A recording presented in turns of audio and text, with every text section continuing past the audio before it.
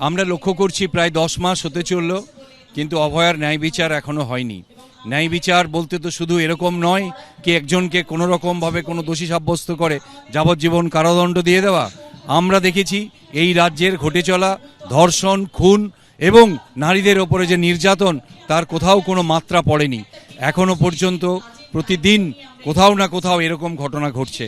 তাই একটি অভয়ার ন্যায় বিচারের সাথে আমাদের রাজ্যের যাতে আর কোনো অভয়ার না হয়, সেই ঘটনার প্রতিবাদে আমাদের আবারও রাস্তায় নামতে হচ্ছে, আমাদের বলতে হচ্ছে।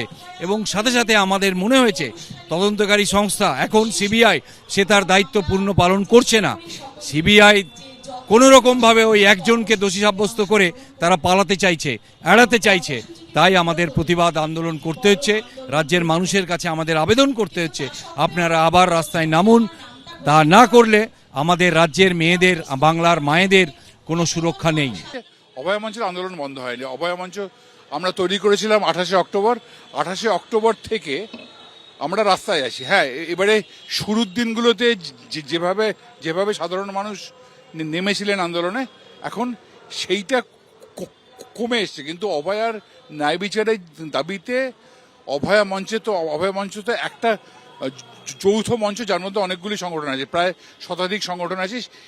সেই সংগঠনগুলো কিন্তু তাদের নিজেদের যে জায়গা, সেখানে তারা আন্দোলন চালিয়ে নিয়ে যাচ্ছে। আজকের এই কর্মসূচির মধ্য দিয়ে বলা যেতে পারে যে দ্বিতীয় পর্যায়ের আন্দোলন কর্মসূচি শুরু করতে চায় অভয়া মঞ্চের সদস্যরা। কারণ আমরা দেখেছি যে আন্দোলন হয়েছিল গোটা বিশ্বের কাছে একেবারে বিস্ময় তৈরি করেছিল, যেভাবে মহিলারা রাস্তায় নেমেছিলেন, হাজারে হাজারে মহিলা, এবং যেভাবে তারা রাত দখল করেছিলেন, যেভাবে তারা রাজপথ দখল করেছিলেন, যেভাবে তারা বিভিন্ন জায়গায় প্রতিবাদে সোচ্চার হয়েছিলেন দিনের পর দিন, যেভাবে মোমবাতির মিছিল হয়েছিল, যেভাবে প্রতিবাদ হয়েছিল। এই ঘটনা কিন্তু পশ্চিমবঙ্গ তো বটেই, গোটা দেশের মধ্যে এমনকি বিশ্বের মধ্যে এটা ছিল একটা নজিরবিহীন ঘটনা। কিন্তু কিছুদিন পর আবার সেটা কিছুটা থিতিয়ে যায়।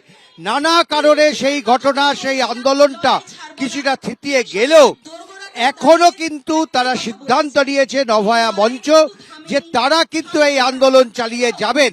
এবং দেখতে পাচ্ছ যারা এখানে রয়েছেন তারা প্রত্যেকেই অভয়া মঞ্চের যারা নেতৃত্ব, যারা সংগঠক তারা রয়েছেন এবং সোদপুরের মানুষরা রয়েছেন, এবং তারা মিলে ঠিক করেছেন যে অভয়া মঞ্চ তৈরি হয়েছে সেই অভয়া মঞ্চ আগামী দিনেও আরো জোরদার লড়াই লড়বে। গতকাল আমরা পরিবারের সদস্যদের সঙ্গে কথা বলেছিলাম।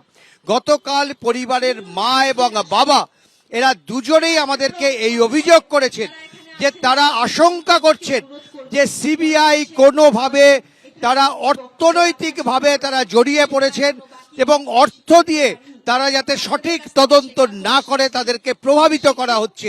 তিনি অভিযোগ করেছিলেন যে রাজ্য সরকার দিনের পর দিন তাদেরকে কোনো রকম সহযোগিতা করছেন না। তারা অভিযোগ করেছিলেন যে আইনজীবীদেরকেও পর্যন্ত কোথাও না কোথাও ম্যানিপুলেট করছে এই যারা এই তদন্ত শেষ করতে চায় না।